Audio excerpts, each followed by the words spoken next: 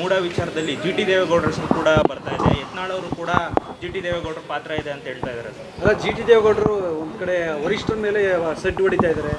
ದಮ್ ಬೇಕು, ದಮ್ಮು ನಿಮ್ಮ ಅನ್ನೋ ವಿಚಾರವೆಲ್ಲ ಮಾತಾಡ್ತಾ ಇದ್ದಾರೆ. ಅವ್ರು ಚಾಲೆಂಜ್ ಮಾಡ್ತಾರೆ. ಈಗ ಅವ್ರದ್ದು ಮೂಡ ಸೈಟ್ ಹಗರಣ ತಪ್ಪಿಸ್ಕೊಳ್ಳೋಕ್ಕೆ ಅವ್ರ ಕುಟುಂಬದ್ದು, ಅದರಲ್ಲಿ ನಮ್ಮ ಹರೀಶ್ ಗೌಡ ಇಲ್ಲ, ಅವ್ರ ಮಗ ಇದ್ದಾನೆ, ನಮ್ಮ ಹುಣಸೂರು ಎಮ್ ಎಲ್ ಎ ಅವನಿಲ್ಲ. ಈ ಜಿ ಟಿ ದೇವೇಗೌಡದ ಏನೇನೋ ಹಗರಣ ಇದೆ, ಅದನ್ನು ತಪ್ಪಿಸ್ಕೊಳ್ಳೋಕ್ಕೆ ಸಿದ್ದರಾಮಯ್ಯನ ಮೆಚ್ಚೋಕ್ಕೆ ಎಲ್ಲರಿಗೂ ಬೈತಾರೆ. ಸಿದ್ದರಾಮಯ್ಯನ ಮೆಚ್ಚಿಸೋ ಭಾಷೆ ಅಷ್ಟೇ ಅದು. ಹಾಂ, ಯಾರು ಈಗ ಯಾವ ಪಾರ್ಟಿನ ಯಾರು ಬಿಟ್ಟರು ಏನೂ ಆಗಲ್ಲ ರೀ. ಅರೆ ಜನದವ್ರಿ ಪಾರ್ಟಿಗಳು ಎಲ್ಲ ಪಾರ್ಟಿಗಳು ಜನರ ಪಾರ್ಟಿ. ನಂದು ಯಾರಪ್ಪನ ಮನೆದು ಪಾರ್ಟಿ. ಸದ್ಯಕ್ಕೆ ಮೈಸೂರು ಭಾಗದಲ್ಲಿ JDS ನಾಯಕರು ಅವರೊಬ್ಬರೇ ಇರೋದು. ಸದ್ಯಕ್ಕೆ ಪಕ್ಷ ಸಂಘಟನೆ ಏನು ತೊಂದರೆ ಇಲ್ಲ ರೀ.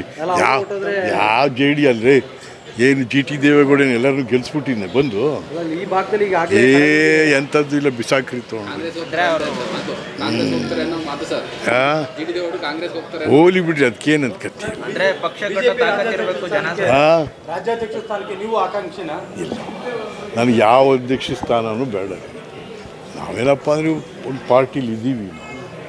ನಾನು ಯಾವ ಪಾರ್ಟಿ ನೋಡ್ರಿ, ನಾನು ನಿಜ ಕಾಂಗ್ರೆಸ್, JDS, BJP ಮೂರು ನೋಡಿರೋನು, ನಾ ಎಲ್ಲ ನೋಡಿ ಸಾಕಾಗಿರೋನು.